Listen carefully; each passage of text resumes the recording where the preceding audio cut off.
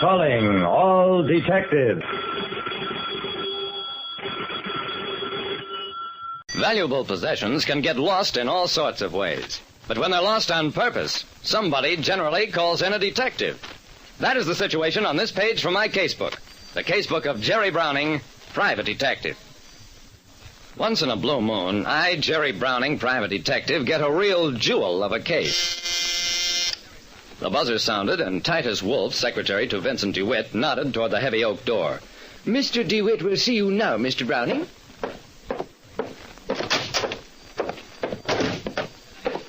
In his private office, Vincent DeWitt was sitting behind a half-acre of desk.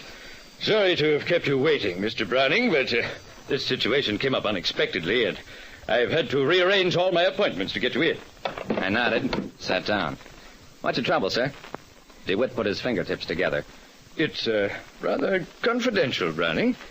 My wife, Betsy, a wonderful woman, wonderful, but, well, flighty. Loves to gamble, bridge, poker, occasional flyer on the stock market. She in a jam with some professional gambler? DeWitt looked shocked. Dear me, hope not. Oh, it's possible. Betsy has lost her diamond bracelet. At least she says it's lost. My own opinion is that she has sold or pawned it to cover her losses. Is the bracelet insured, Mr. DeWitt? Yes, it is. And I have no desire to defraud an insurance company. Your task, therefore, is to recover the bracelet as quietly as possible. If you do, in addition to your daily fee, I will pay you a bonus of $1,000. However, under no circumstances are you to question my wife. When a man hired me to recover his wife's diamond bracelet, I learned that he suspected her of having sold it to pay gambling debts.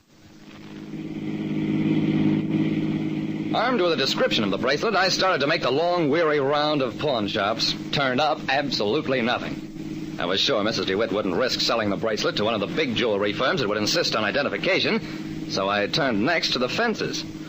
No, I ain't seen the ice, Jerry. An insurance guy was around asking about this morning, and you know what? He says that maybe a dame will be trying to peddle the stones. I gulped, grinned weakly. These insurance investigators are a suspicious bunch. Now, look, spread the word. If the ice turns up, and I hear about it first, there'll be a little extra in it for the boys. Yeah, I get it, Jerry.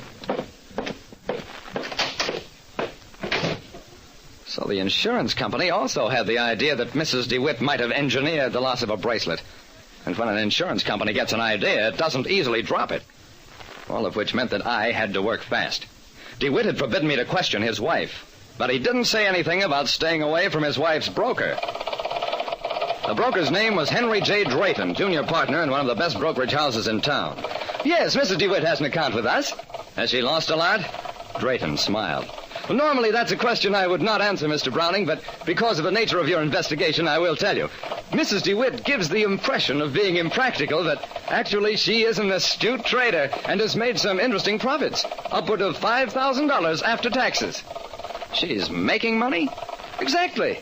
She plans to buy her husband a gift with her profits and to demonstrate that she is much more able than he gives her credit for being. Thanks, Mr. Drayton. Thanks a lot. At this point, I was just about ready to give up. Mrs. DeWitt was flighty, only she wasn't. She'd stolen and sold her own bracelet, only she didn't need the money. Maybe the bracelet really was lost. I decided to visit the insurance company.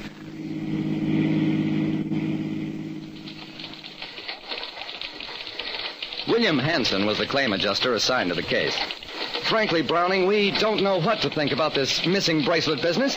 This isn't the first time Mrs. DeWitt has reported some of her jewelry as being missing. That's news to me. Did you pay previous claims? Hanson shook his head. On each of the 2 previous occasions, the missing jewels were recovered just as we were on the point of making payment. Then what are you complaining about? If you don't want Mrs. DeWitt's insurance business because she's careless, that's one thing. But that's no reason to go around town checking on whether she sold the stuff herself. Hanson looked at me thoughtfully. How do you know what we've been doing, Browning? Unless you've been doing the same thing yourself. I had to cover fast. I know a lot of people, and the word has been coming back to me. What's more, I don't mind telling you that Mr. DeWitt resents it and may do something about it. It was Hanson's turn to look unhappy. He mumbled something about routine search, finally admitted, "We haven't recovered any reason why Mrs. DeWitt might have stolen her own bracelet, so we'll honor this claim and then cancel the policy." Hanson answered the phone, listened for a few moments. Under the papers in your own office, Mr. DeWitt? Well, that's fine. I'll mark the case closed. Hanson turned back to me. The bracelet's been found, Browning. DeWitt's secretary, Titus Wolf, found it buried under some papers where Mrs. DeWitt must have dropped it.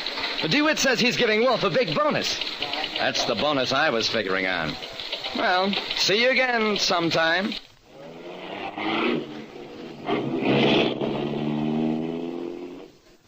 I went back to my client, told him what I'd learned about his wife. You say Betsy intends to buy me a gift with her stock market earnings? Well, well. He opened his desk drawer, brought out the bracelet that had caused all the excitement. I think I'll surprise her, too. As your last job for me, Brownie, take this to a good jeweler. Have him make up diamond earrings to match.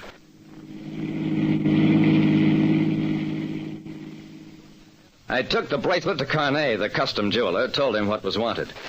I'm sorry, Mr. Browning. This setting is platinum, but the stones are zircons, and we don't deal in that. Did you say zircons? Give me that bracelet.